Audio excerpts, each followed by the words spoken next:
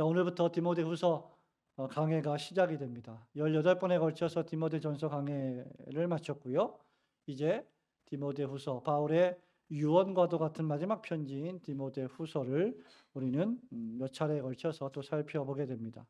AD 66년에서 67년경에 로마에서 바울이 1차로 가택연금 생활을 하게 됩니다. 감옥에 투옥을 받아서 살다가 잠시 풀려났던 바울이 AD 64년경에 로마 대화재가 발생하는데, 그 로마 대화재가 발생할 때 당시의 황제가 그 유명한 그 악독한 네로 황제였습니다. 그때 이 일로 인해서 다시 투옥되어서 AD 67년 말경에 순교하게 됩니다. 디모데 후서는 순교하기 바로 직전에 기록된 바울의 마지막 편지로 알려져 있습니다. 오늘 우리는 이 디모데후서를 시작하면서 1절부터 5절 바울의 인사말이 기록된 서론의 말씀을 살펴봅니다. 하나님의 사람 사도 바울이라는 제목인데요. 여러분, 과거에는 이 본문의 말씀을 볼 때 바울이 자기를 소개하는데, 우리가 누군가에게 나를 소개할 때 여러분 어떻게 소개하십니까? 여러분이 어떤 직함, 여러분의 이름, 여러분이 하고 있는 일, 이런 것들로 여러분들을 보통 소개하지요. 과거에는 자기 자신을 소개할 때 자기 자신이 하고 있는 큰 일들을 이렇게 숨기는 것이 겸양이었고 미덕이었습니다. 하지만 요즘은 어떻습니까, 여러분? 자기 자신을 잘 알리는 것이 도리어 미덕입니다. 소위 자기 PR의 시대이죠. 영어로 자기 PR, 이 PR이 무엇입니까? Public Relations라고 하는데, 다른 말로 하면 자기를 홍보하는 겁니다. 알리는 거죠. 상품처럼 얘기하자면 자기 자신을 마케팅화해서 잘 팔 수 있도록, 사람들이 알 수 있도록 하는 것입니다. 가만히 있는다고 누가 자기 자신을 알아주지 않지요. 그래서 과거에는 가수가 되려는 사람들이 열심히 노래를 녹음해서 테이프를 만들고 데모 CD를 만들어서 기획사를 찾아가고 방송사를 돌아다니면서 PD들한테 이런 것들을 보여주면서 자신을 좀 출연하게 해달라고 하기도 했었습니다. 또 소설가 작가들은 어떻습니까? 내가 쓴 글이 정말 훌륭한 글인데, 내가 볼 때 너무너무 훌륭한 글인데 이거 출판만 하면 베스트셀러가 될 텐데 라고 아무리 생각을 한다고 해도 다른 사람이 알아주지 않으면, 책으로 나오지 않으면 전혀 가치 없는 책이 될 것입니다. 그래서 글을 투고하기도 하고 출판사에 보내서 제 글들을 좀 평가해 주십시오라고도 합니다. 여러분이 어떤 곳에 취업을 할 때 이력서를 쓰더라도 여러분 잘하고 있는 일, 잘해왔던 일, 또 유명한 대학의 학력들, 수상한 경력들을 반드시 기재합니다. 이런 것들이 취직에 유리하거나 사회에서 출세를 하는데 반드시 필요하다고 생각하기 때문이죠. 다른 사람에게 나를 소개할 때 그냥 단순히 나입니다, 나 누구누구입니다 라고 말하지는 않습니다. 사도 바울 역시 여러분 예외가 아니었을 거예요. 바울은 여러분 잘 아는 것처럼 유대의 가장 유명한 율법학자였던 최고의 가말리엘 선생의 문화생이었습니다. 최고의 제자였습니다.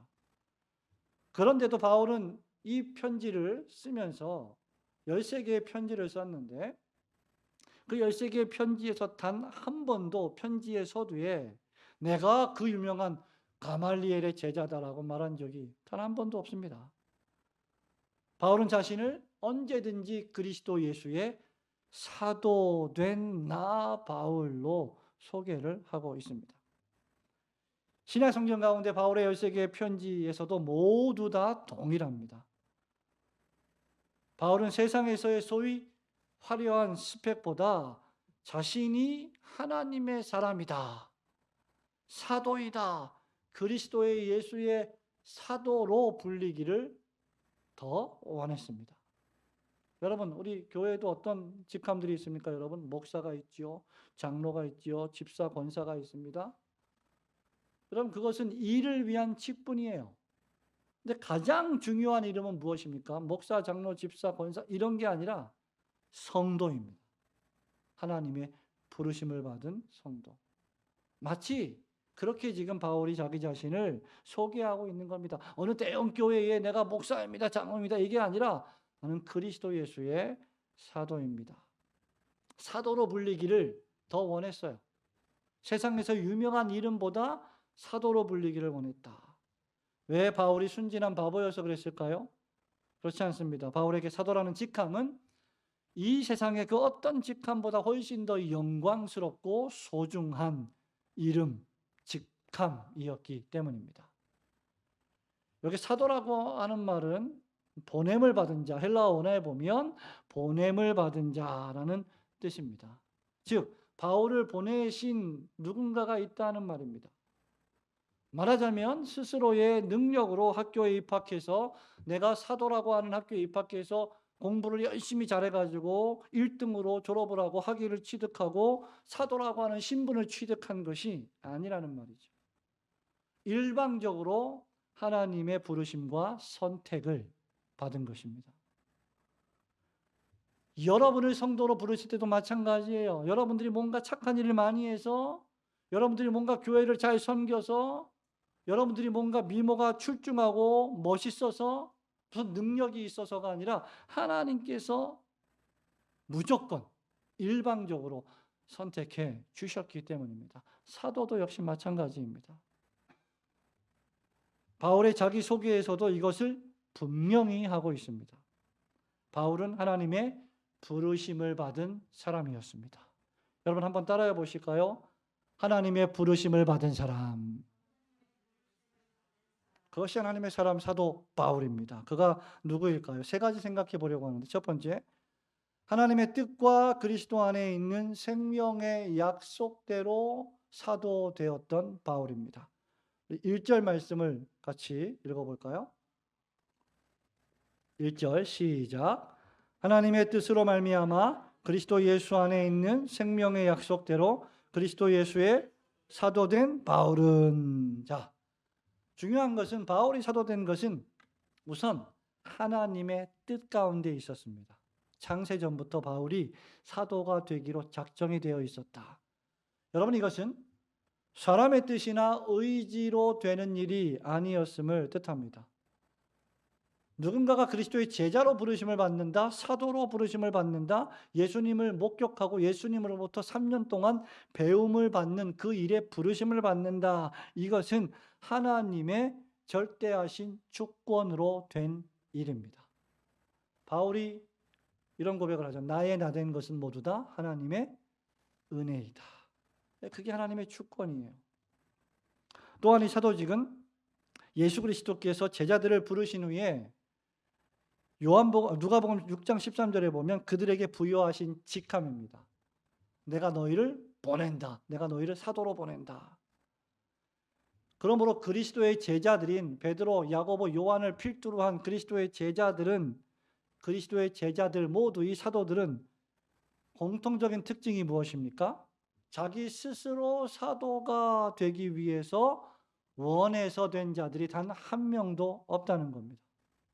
하나님이 부르셨기 때문에 부르심 다음에 그 원함이 생겼고 그 일을 위해 달려가는 사람들이 되었던 것이죠. 사도들은 하나님의 뜻 가운데 그리스도 예수께서 지명하여 부르신 자들입니다. 여러분, 이것이 왜 중대할까요? 사람들 가운데는요, 여러분, 하나님이 안 부르셨는데 마치 하나님이 자기를 부른 것처럼 착각해서 그 직분을, 하나님의 소명이 없는데도 불구하고 그 직분을 취하려고 밀고 들어오는 죄악된 습성이 사람들에게 있기 때문입니다. 그러므로 어떤 사람이 목사로, 장로로, 집사로, 권사로 부르심을 받았는가라고 할 때 그 하나님의 뜻과 부르심이 있는지를 확인하는 것은 대단히 중요합니다. 두 번째로 바울이 사도된 것은 그리스도 예수 안에 있는 생명의 약속대로 된 것입니다. 예수님의 약속은 무엇이었을까요, 여러분? 예수 그리스도를 하나님께서 보내셔서 보냄을 받은, 당신 스스로 보냄을 받은 그리스도께서 십자가에 못 박혀 돌아가심으로 구원을 이루는 이 구속 사역을 감당하는 것이 하나님의 약속이요 그리스도 예수의 생명의 약속입니다. 그리고 이 일을 위해서 예수님은 사도들을 부르셔서 이 사명을 맡기신 거예요. 이것이 바로 그리스도 예수 안에 있는 생명의 약속입니다.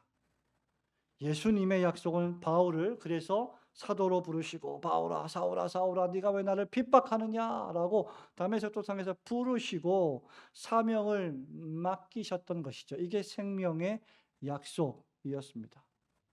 이 약속은 살아있으며 항상 성취될 능력의 약속입니다. 예수님이 약속하신 것은 반드시 이루어집니다. 예수님이 부르시면 반드시 항거할 수 없는 부르심이 됩니다. 불가항력적인 부르심이 됩니다. 이 약속은 죽은 문서도 아니고 문자도 아니고 약속했다가도 수없이 그 약속을 어기는 자신이 말한 것을 어제 말하고 오늘 지키지 못하는 그런 무능력한 인간의 공수표도 아닙니다. 내가 이렇게 하겠습니다 라고 해놓고 정확히 그 반대로 하는 것이 타락한 인간의 무능력 아닙니까? 그런데 예수님의 약속은 하시면 이루어집니다. 바울은 그래서 고린도후서 1장 20절에서 하나님의 약속은 그리스도 안에서 얼마든지 예가 되느니라고 했습니다. 로마서 10장 13절에 보면 바울이 이런 말을 하죠. 누구든지 주의 이름을 부르는 자는 구원을 얻으리라. 진실되게 주님의 이름을 부르기만 하면 그 사람은 구원을 얻을 것이다. 이것이 주님의 약속입니다. 이렇게 하나님은 당신의 뜻을 이루어 가시는데 사람을 불러서 그 사람을 통해서 이루어 가십니다. 구약에는 누구를 부르셨어요? 선지자들을 부르셨습니다. 신약에는 누구를 부르셨어요? 제자들, 사도들을 부르셨습니다. 오늘날 우리 시대엔 누구를 부르십니까? 설교자들, 전도자들을 불러서 하나님의 복음을 설교하게 하십니다. 그렇게 하나님의 뜻을 이루어 가십니다. 그렇다면 부르심을 받은 사도들의 존재하는 목적은 무엇일까? 그것은 사람의 뜻이 아니라 하나님의 뜻을 이루는 것입니다. 그리고 예수님의 생명의 약속인 복음을 전하는 것입니다. 우리 강도사님이 갈라디아서 강해를 하고 있죠. 갈라디아서 1장 9절에 이 복음 외에 다른 복음을 전하면 저주를 받을지어다 라고 말하면서 바울이 내가 그리스도의 사도인데 내가 이제까지 사람을 기쁘시게 하는 것이었으면 그리스도의 사도가 아니니라 했습니다. 부르심을 받았다는 것은 부르신 그분을 위해 살아가는 것을 뜻합니다. 그것이 바로 바울의 사명이었습니다. 하나님이 바울을 부르셨다는 것이 곧 그의 사명입니다. 그러니까 부르심을 받은 자들은 전부 다 하나같이 예외 없이 사명을 받은 사람들입니다. 목사님 저는 하나님이 부르신 건 알겠는데 사명은 저는 안 받겠습니다. 저는 부르심만 받겠습니다. 사명은 좀 힘드니까 안 해도 되지 않겠습니까? 아닙니다. 성도로 부르셨든 설교자로 부르셨든 하나님이 부르셨으면 성도이든 설교자이든 그들에게는 전부 다 사명이 있습니다. 그래서 세 번째로 바울은 1절에 보니까 누구의 사도입니까? 여러분? 누구요? 그리스도 예수의 사도 된 바울 이렇게 말하고 있어요. 자신을 보내신 분이 누구신지 자신이 누구에게 속해 있는지 바울 자신이 누구를 위해 일하는 사람인지를 분명하게 제시해 주는 거예요. 바울은 하나님의 사람이었고 하나님의 부르심을 받았고 하나님의 뜻을 위해 살며 그리스도 예수의 복음을 전하는 그리스도 예수의 사람입니다. 사람의 종이 아닙니다. 그리스도 예수의 종입니다. 그리스도 예수의 복음을 전하는 사람, 그가 바로 바울이었습니다. 사도를 포함하여 모든 인간은 하나님의 부르심을 받았습니다. 여러분들도 하나님의 부르심을 받습니다. 세상 과학과 철학은 세상의 존재와 인간의 존재가 우연의 산물이라 말하죠. 엄청나게 많은 수백억 광년의 시간에 우연히 겹쳐서 생명체가 탄생했다. 이게 과학자들의 설명입니다. 그래서 무의미하죠. 왜? 우연히 탄생했으니까. 얼마나 의미가 없습니까? 그러나 인간은 무의미한 존재가 아닙니다. 인간은 하나님이 창조하셨고 하나님의 영광을 위하여 살아야 할 존재입니다. 우연한 존재는 단 한 명도 없으며 하나님의 부르심에도 후회하심은 그래서 없습니다. 로마서 11장 29절에 하나님의 은사와 부르심에는 후회하심이 없느니라고 말하고 있습니다. 모든 인간은 하나님의 뜻대로 부르심을 받고 하나님의 뜻과 생명의 복음을 위하여 살아야 할 자들입니다. 그렇다면 사도들과 그리스도인들, 저와 여러분들은 얼마나 더 하나님을 위하여 하나님의 뜻대로 살아야 하겠습니까?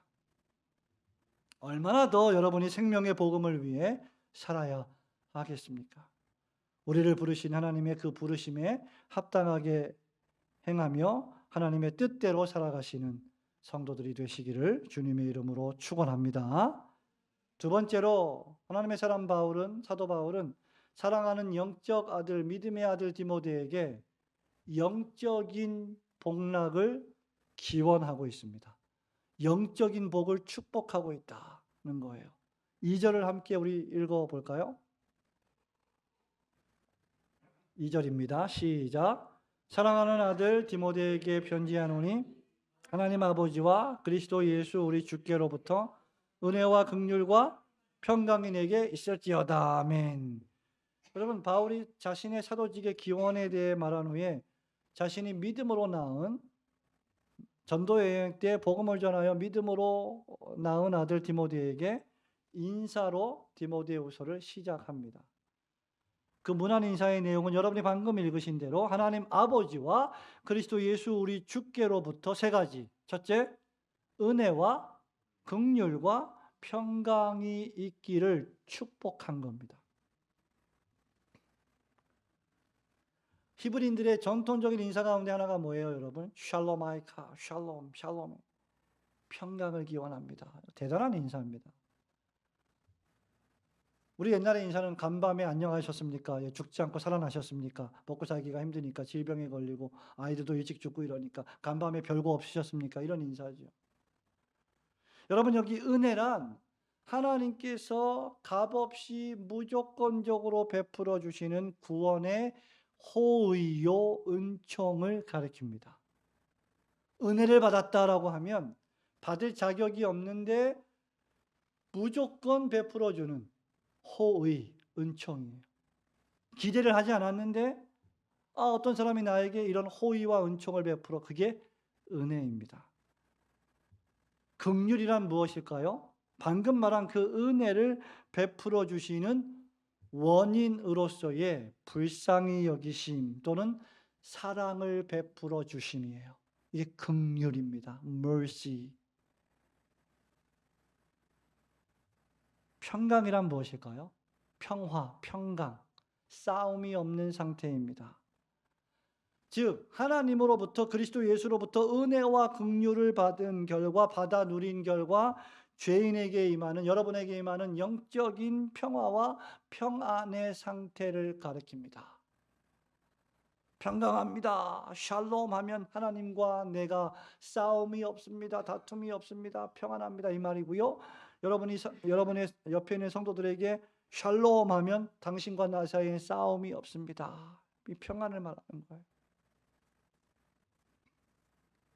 예를 들면 로마서 5장 1절이죠. 그러므로 우리가 믿음으로 의롭다 하심을 받았으니 우리 주 예수 그리스도로 말미암아 하나님과 그다음 화평을 누리자. 평강이에요. 뭐 때문에? 그리스도 예수로 말미암아 의롭다 하심을 받았으니.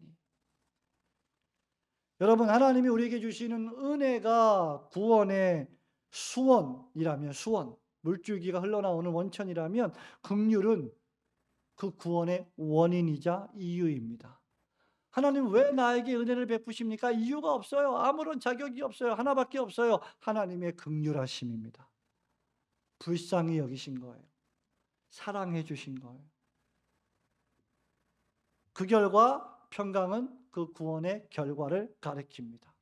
지금 바울은요, 자신이 가장 사랑하는 제자, 가장 잘 가르친 제자에게 뭔가 주고 싶은데 그 주고 싶은 것이 바로 은혜와 긍휼과 평강이었어요. 이런 의미에서 바울의 인사는 신앙적이고 영적입니다. 그리고 영육 간에 유익한 겁니다. 여러분, 이건 불신앙적인 선물이 아니고 세상적이요 쾌락적인 것이 아닙니다.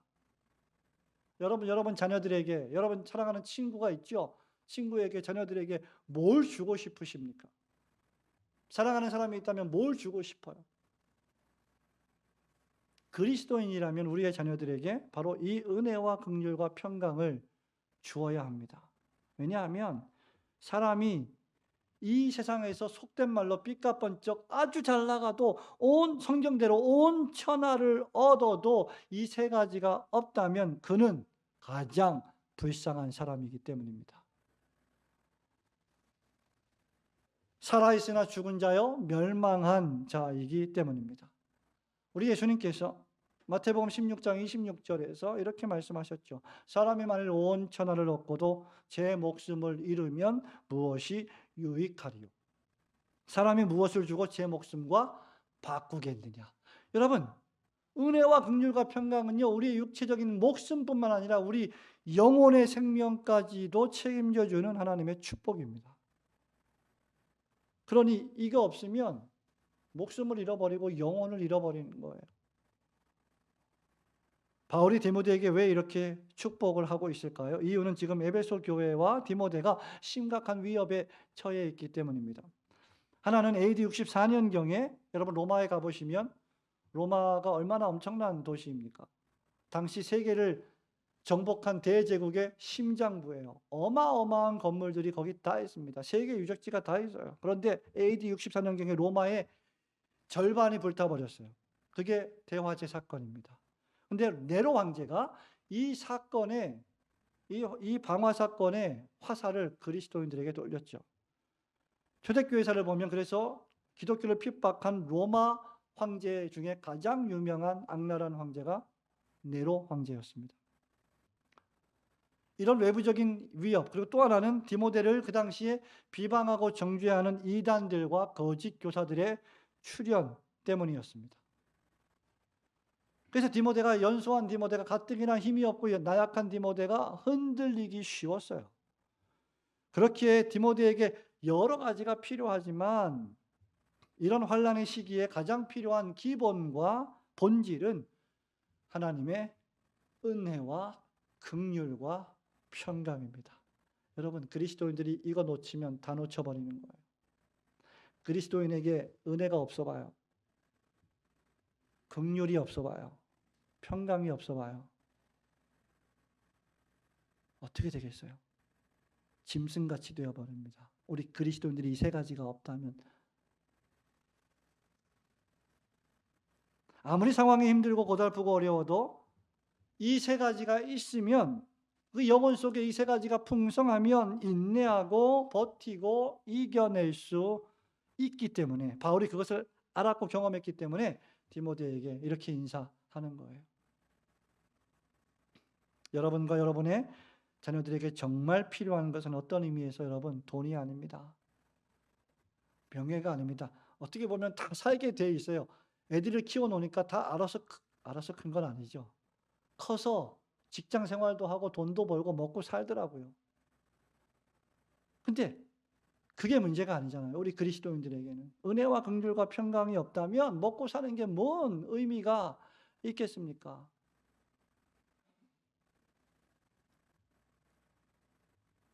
명예, 권력, 인기, 신기루와 같은 겁니다. 은혜와 긍휼과 평강이 정말 가장 중요한 축복입니다. 그런데 바울이 지금 이것을 디모데에게 말하고 전달하고 있어요. 여러분, 우리가 이 일을 함에 있어서 우리가 바울을 본받아서 이런 은혜와 긍휼과 평강을 전달하는 전달자로 살아야 하는데, 이 일을 할 때 주의할 것이 하나 있습니다.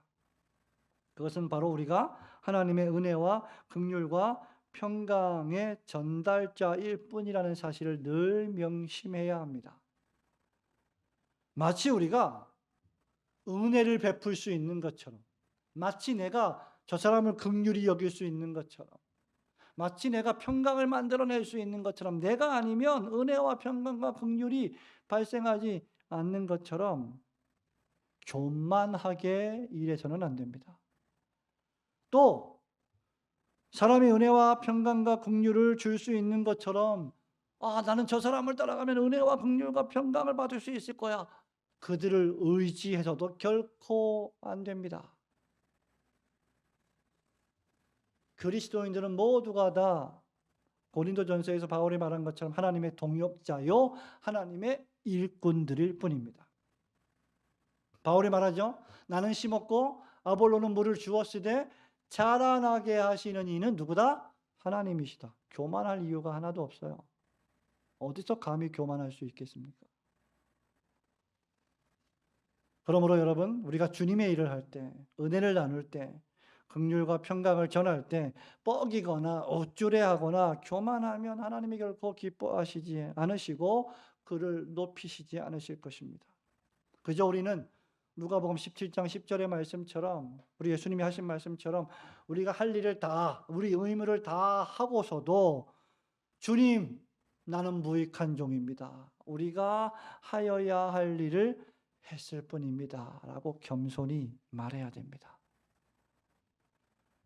여러분의 육신의 자녀들 뿐만 아니라 믿음 안에서 우리의 참 아들 된 자들에게도 하나님의 이 은혜와 긍휼과 평강을 부지런히 가르치고 그들에게 이 은혜가 임하기를 기도하시는 성도들이 되시기를 주님의 이름으로 축원합니다. 마지막 세 번째로 바울, 하나님의 사람 바울 어떤 사람이었을까요? 이 일을 위해서 쉬지 않고 기도하며 늘 감사하며 항상 울었던 눈물의 사람이었습니다. 기도하며 감사하며 눈물을 흘리는 하나님의 사람이었다. 3절, 4절, 5절 같이 읽어보겠습니다. 시작. 내가 밤낮 간구하는 가운데 쉬지 않고 너를 생각하여 청결한 양심으로 조상적부터 섬겨오는 하나님께 감사하고 내 눈물을 생각하여 너 보기를 원함은 내 기쁨이 가득하게 하려 함이니 이는 내 속에 거짓이 없는 믿음이 있음을 생각합니다. 이 믿음은 먼저 내 외조모 로이스와 내 어머니 유니게 속에 있더니 내 속에도 있는 줄을 확신하노라. 아멘. 바울을 부르는 많은 이름이 있을 거예요. 조직신학자들은요, 신학교에서 조직신학을 가르치는 저와 같은 조직신학자들은 바울을 신학의 조직신학자 이렇게 부를 수 있을 거예요. 근데 선교사님들은 무적의 선교사 바울 이렇게 부르기를 좋아할 겁니다. 설교학자들은 위대한 설교자 바울 이렇게 부를 거예요. 근데 오늘 본문에 보면 그 중에 하나가 나오는데 바로 바울은 기도의 사람이었다. 바울은 3절에 보니까요, 어떻게 해요? 내가 밤낮 간구하는 가운데, 밤에도 기도하고 낮에도 기도하고. 여러분, 우리가 이런 말씀을 읽을 때요, 뭐 그랬나 보지, 나하고는 별 상관 아닙니다. 여러분, 이런 말씀을 읽을 때 과연 나는 우리가 바울처럼 살고자 하는데 과연 나는 밤낮으로 기도하고 있는가? 바울의 유명한 표현인 데살로니가전서 5장 16절, 17절, 18절 잘 아시죠? 항상 기뻐하라, 쉬지 말고 기도하라, 범사에 감사하라. 여러분, 이 말은요, 바울이 그냥 이론적으로 하는 말이 아니었어요. 경험한 말입니다. 바울이 체험한 말이에요. 상투적으로 하는 말이 아니었습니다. 그냥 하는 말이 아니었어요. 그는 쉬지 않고 기도하는 것이 무엇인지 체험하고 아는 사람이었습니다. 바울의 기도는 형식적인 기도만 아니라, 또 어떤 모임에서 하는 공적인 기도만 아니라, 대표 기도만 아니라 삶에서 기도하는 사람이었고 범사의 모든 일에 기도하는 사람이었습니다. 그는 선교 사역을 수행하는 매 순간순간마다 성령님께 기도했고 성령님을 의지했고 성령님의 인도하심을 따라 가라 하면 갔고 멈추라 하면 멈췄던 사람입니다. 기도했기 때문에 말이죠. 무슨 일을 하든지 그리스도인에게 있어서 주님의 뜻을 물으며 범사에 기도하는 것이 얼마나 중요한 일입니까? 여러분 예수님 믿는다고 하면서 어떤 직장을 결정할 때 기도 안 하고 결정합니까? 누군가 어떤 일을 도모할 때 기도해 보지 않고 일을 도모합니까? 누군가 만나는 약속을 할 때 기도하지 않고 약속합니까?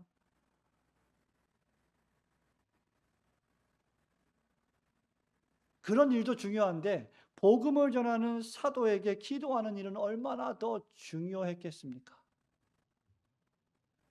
기도란 무엇일까요, 여러분? 여러분의 능력 밖에 있는 일을 주님께 해 주십시오. 주님이 아니면 할 수가 없습니다라고 맡겨드리는 것, 의지하는 것, 그것이 기도입니다.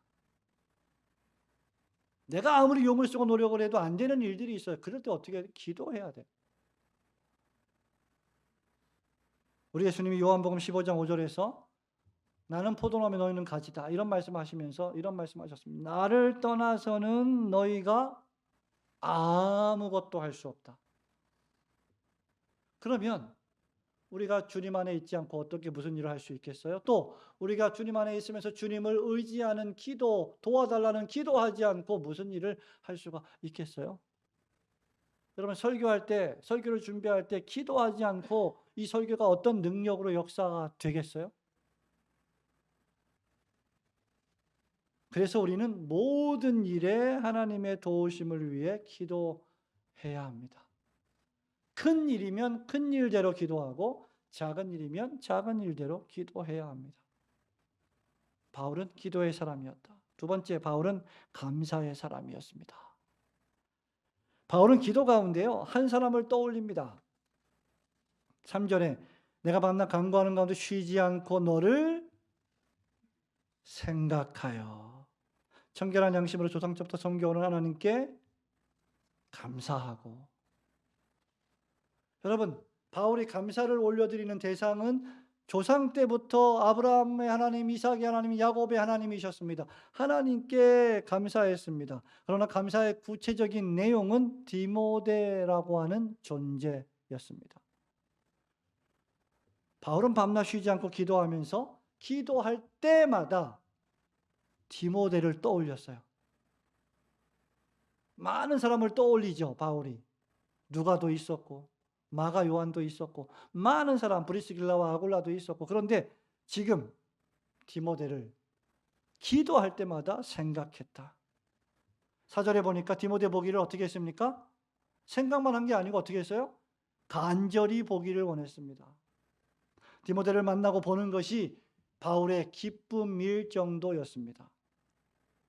그래서 디모데를 생각하면 기뻤고 즐거웠고 하나님께 감사했던 거예요. 디모데가 뭘 잘해서가 아니라, 물론 잘한 것도 있죠. 젊은 나이에 복음에 하나님의 부르심을 받아서 저렇게 복음을 전하고 설교하고 전도하는 게 대견하잖아요. 그럴 수도 있죠. 그러나 뭘 잘해서가 아니라 뭐 타고난 재능이 있고 배경이 뛰어나서가 아니라 디모데라고 하는 존재 자체가 바울에게 기쁨이었습니다. 성도 여러분, 여러분의 감사는 어떠합니까? 여러분 기도할 때 무엇을 위해 기도하고 누구를 위해 기도하고 어떤 것을 위해 기도하고 계십니까? 감사하고 계십니까?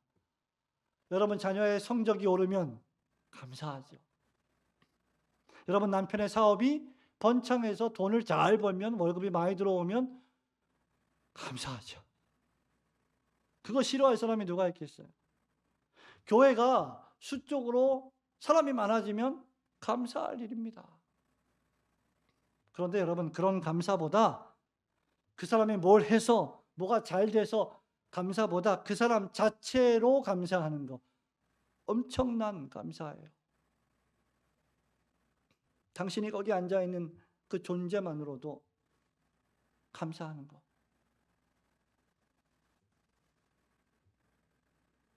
여러분 그런 감사보다 존재 자체로서의 감사는 더욱 뛰어난 감사입니다. 여러분은 다른 사람들에게 어떤 존재입니까? 다른 사람들이 기도할 때 여러분의 이름을 떠올리면서 여러분이 생각나서 막 기도해 주고 싶은, 만나보고 싶은 그런 대상입니까? 자신은 없어요. 뭐 방송사 광고에 뭐 별로 말하고 싶지 않습니다만은 이거 뭐 광고가 되니까 만나면 좋은 친구 MBC 말했네요. 문화방송. 잘 아시죠? 참 좋은 광고라고 생각해요. 만나면 참 좋은 친구. 바울에게 디모데는요, 만나면 언제나 기쁨의 사람이었어요. 이거 참 대단한 겁니다. 오죽하면 너 보기를 간절히 원한다고 했습니까? 여러분 각자 어떻습니까? 우리에게 디모데가 있습니까? 여러분에게 디모데가 있습니까? 그 사람만 보면 막 기쁨이 넘치는 그런 사람 디모데. 여러분에게 바울이 있습니까? 나를 그렇게 기뻐해 주는 사람. 세상에는 만남이 기쁨이 아니라 불쾌함이 되는 경우가 참 많습니다. 그러나 그리스도의 만남의 관계는 기쁨의 관계이어야 합니다. 그것은 바울에게 감사가 넘쳤기 때문이에요. 세 번째로 하나님의 사람 바울과 디모데의 관계는 기쁨이었는데 그 이유가 무엇이었을까? 그것은 바울이 기도 가운데 감사 가운데 눈물을 흘리는 눈물의 사람이었기 때문입니다. 여러분 4절에 보면요. 바울이 이런 말을 해요. 내 눈물을 생각하여 디모데의 눈물이죠. 내 눈물을 생각하여 너 보기를 원하면 내 기쁨이 가득하게 하려 합니다. 5절에는 보면 네 속에 거짓이 없는 믿음이 있는 줄 내가 안다. 그래서 디모데가 좋은 거예요, 바울은. 두 가지로. 많이 있지만 눈물, 디모데가 흘리는 눈물과 디모데의 믿음이 진실하고 사심이 없고 거짓이 없었기 때문에. 여러분 디모데가 흘리는 눈물은 복합적이었을 것입니다. 나이가 어린 목회자 디모데가 온전히 하나님만 의지하는 눈물이었을 겁니다. 그리고 바울이 감옥에 갇혀 바울이 그리워하는 그래서 바울을 그리워해서 흘리는 외로움의 눈물이었을 겁니다. 거짓 교사들이 계속해서 비방하고 연소한 목회자를 향한 그런 거짓 교사들의 비방이 있었고 또 일부 교인들의 괴롭힘이었을지도 모릅니다. 여러분 목회자가 얼마나 남몰래 눈물을 흘리는지 여러분 아십니까? 여러분들도 마찬가지겠죠.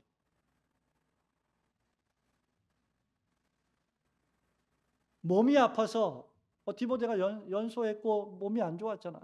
자주 나는 병 때문에 괴로워했잖아요. 성격 자체도 우울했고 자주 눈물을 흘렸어요. 몸이 아프면 여러분 슬퍼요. 눈물 흘립니다. 바울은 이런 디모데의 눈물을 잘 알고 있었어요.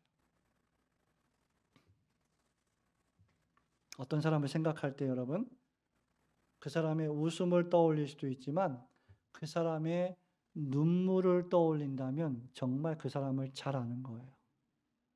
좋을 때만 같이 있지 않고 힘들 때, 고통스러울 때도 같이 있는 것이기 때문에 다른 이의 눈물을 생각하며 그 사람 보기를 원한다는 것은 그 역시 그의 눈물에 공감하고 있다는 것이며 위로와 격려와 용기를 주고 싶다는 말입니다. 이것이 바로 하나님의 사람 바울의 모습입니다. 적어도 디모데에게는요. 자신을 전적으로 제가 이런 표현 자주 하는데 100%, 1000%, 10,000% 자꾸 강조하려고 하는 거죠.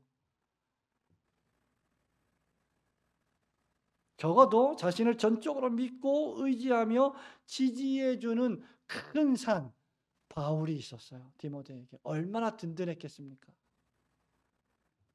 디모데에게 어떤 오해와 거짓과 비방과 정죄와 위협이 있더라도 이렇게 믿어주는 진실한 사람이 있다면 어떤 어려움도 견디어낼 수 있는 겁니다.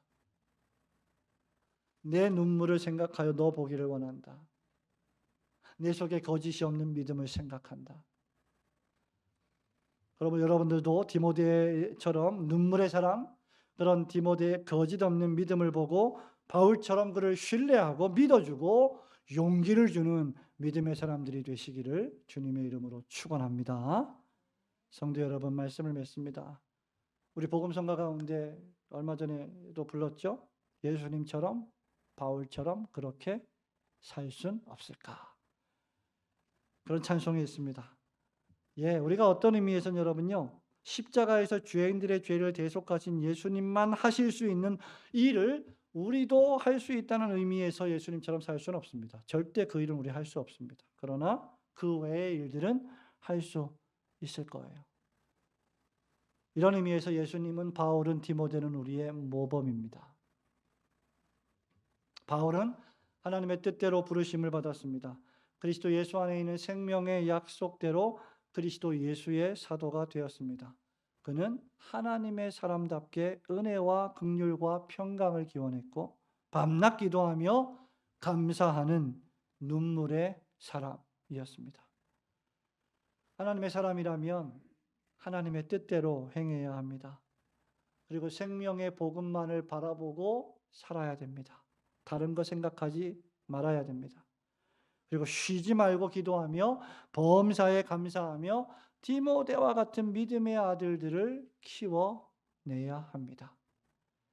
우리 올고든 교회와 모든 성도들이 사도 바울과 같이 하나님의 사람, 복음의 사람, 그리스도 예수의 사람, 기도의 사람, 감사의 사람, 무엇보다도 눈물의 사람들이 되시기를 주님의 이름으로 축원합니다.